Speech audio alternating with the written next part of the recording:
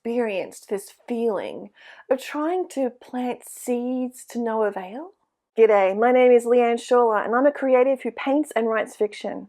I invite you to experience this soul-deep painting and immerse yourself in contemplating beauty while hearing the story behind it and while viewing the painting. Soul Deep is my free gift to you. In early 2019, I decided I wanted to create a painting with a central figure that would be a seed planter. I have found that seed planter accurately described my work at church. I would bring up an idea or a concept, sometimes repeatedly, but it wouldn't actually take until somebody else came up with it. Of course, that was frustrating, but having the idea seemed to be the important part of the gift. I didn't have to be the one who carried it out. Before I started this painting, I completed 2 studies of this concept.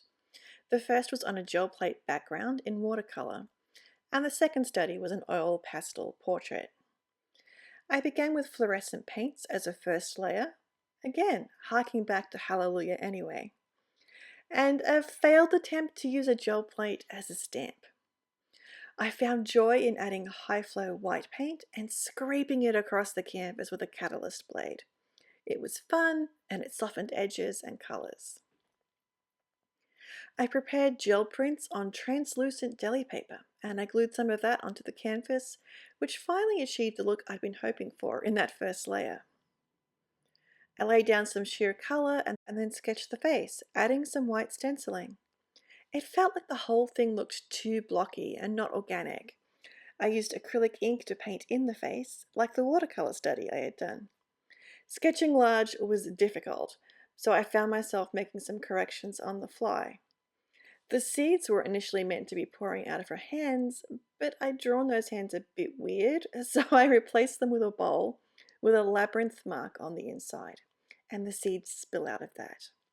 The tiny marks are part of what makes this painting a holy work, because it makes the act of painting an offering. This idea was introduced to me by Effie Wild. Adding gold in places also hints at the divinity behind the offering of seeds to the world. Here are some questions to consider. I have them in the description too, if you need to refer to them during this reflective part of the video. How do your thoughts and feelings align with the artist? That's me. How are they different? What seeds have you not planted because you may not see them come to fruition? After watching this video, are you thinking differently about them now? What seeds will you plant now for future generations to reap the wisdom of? What seeds have been given to you to nurture by past generations? How do you feel when your seeds don't grow and fruit, even though you planted and cared for them? What new discoveries have you made about the painting, and perhaps about yourself today?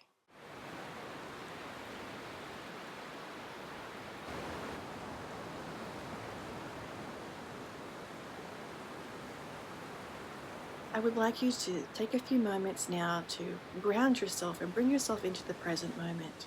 And we're going to do that by taking just a few deep, solid breaths. So if you like to close your eyes, you may do that. Otherwise, let's get started. So we breathe in, hold it at the top, sigh it all out. Breathe in, hold it, and sigh it all out. Feel your body's weight against the couch or the chair or wherever you might be sitting. Breathe in, hold it at the top, sigh it out. Just becoming present to where you are right now.